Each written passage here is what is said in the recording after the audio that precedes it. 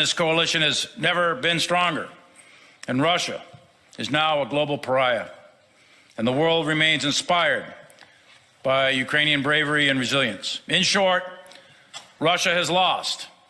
They've lost strategically, operationally, and tactically, and they are paying an enormous price on the battlefield. So first, address the substance of what he said, and then you probably have some comments on his tone and word choice, and then we can analyze why he's saying this when he knows it's not true and it's 180 degrees from what he said 4 months ago. Well, first of all, General Miley, if you're listening, let me introduce you to the concept of strategic. Strategic goes beyond the battlefield. You know that, General. You're a general. Things like the economy, things like geopolitics. The economy. It ain't the Russian economy that's suffering, General. It's the Western economy that's suffering. Go talk to some economic experts. They do exist in the Joint Chiefs, and they will tell you that the Russian economy didn't contract as much as everybody thought it would because of the most stringent sanctions in the world, and next year it's going to grow. So your sanctions have failed. That's a strategic win for Russia. You say they're a global pariah. Why don't you send one of your defense attachés to follow Sergei Lavrov around as he went to Africa and he goes around the world, where he's received with open arms by people who reject America's vision of diplomacy. That's a political win, a geopolitical win. Russia's kicking your butt strategically, General, literally. I mean, we can go into the fact that the Russian military has expanded to 1.5 million, defense industry's running on cylinders, and you can't produce any damn artillery shells. You're pathetic, General. Now let's talk about operational and tactical. I'll just make it this easy for you, General. When you don't have artillery, you don't win operationally or tactically. Russia has a lot of artillery, a lot of ammunition. We don't. You don't. Talk to your general who's in command of the U.S. forces in Europe and NATO forces. He just said, we can't fight this fight. We can't. We don't know how. We're not equipped. We're not trained. This is of a scope and scale beyond anything we've ever imagined, and we don't have the military to do it. To answer this question, we're going to go in a time machine back to July of 2021, when Joe Biden got on the phone with Ashraf Ghani, who's the president of then Afghanistan.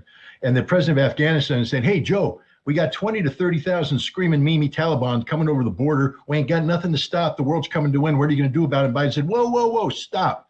I need you to get your guy on TV and tell everybody everything is going to be okay, even if it's not true. That's a direct quote from the President of the United States. Even if it's not true, we must shape the perception. This was in July. In August, we had the Kabul nightmare, flying out, retreat. It was all over. This is after 20 years of generals like Mark Milley parading before Congress, lying through their teeth about how we're winning in Afghanistan, we can prevail in Afghanistan, etc. Mark Milley, you're a liar, and you know you're a liar, but you're obeying orders because you've been told by Joe Biden to manage perception, to lie, say things, even if you know they're not true, to shape perception. But at some point in time, perception hits reality, and that's about to happen. What? But the Germans are waking up, and the blowback could be, A, Germany no longer is a member of NATO. Why would you stay in a club that doesn't want you? Why would you stay in a club that stabs you in the back? B, America's military bases in Germany may be shut down. There's a lot of movement right now within German politicians to do just that. And if the German people get angry enough, that could happen. C, the end of the European Union. Germany wasn't just stabbed by the United States, but by Norway, by Denmark, by Sweden, by Poland, all who were witting of this. So Germany may say, we are going to resume our role as Europe's strongest economy, which means we're dumping the thing that weakens us the most, the euro. If it wasn't for Germany, there wouldn't be a euro. And they may go back to the Deutschmark, and that's the end of Europe. And then the United States is going to be left holding this empty bag, wondering how the heck this happened. It happened because Joe Biden and his advisors, Jake Sullivan, Victoria Nuland, William Burns, and Tony Blinken, are war criminals. War criminals, literal war criminals. But that's just international law. They also violated the Constitution of the United States of America with intent, bypassing mandatory reporting requirements to Congress.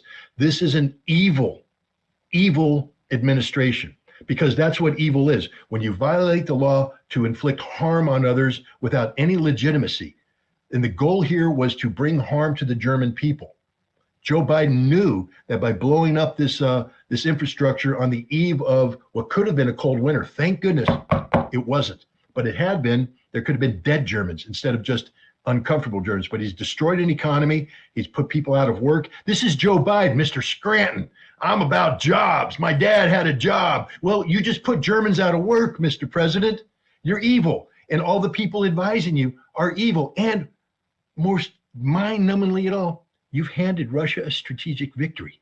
Yes. You just made Russia look really, really good in the Yes. eyes of the Germans. Yeah. Look, this shows the absolute NATO no longer has a reason to exist. It hasn't had a reason to exist since the Cold War ended.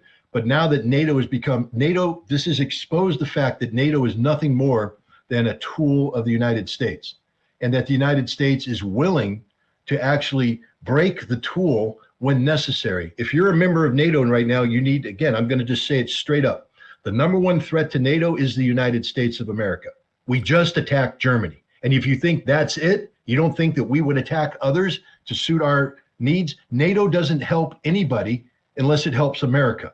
And when Germany became inconvenient because it wanted to have cheap Russian gas, we stabbed them in the back.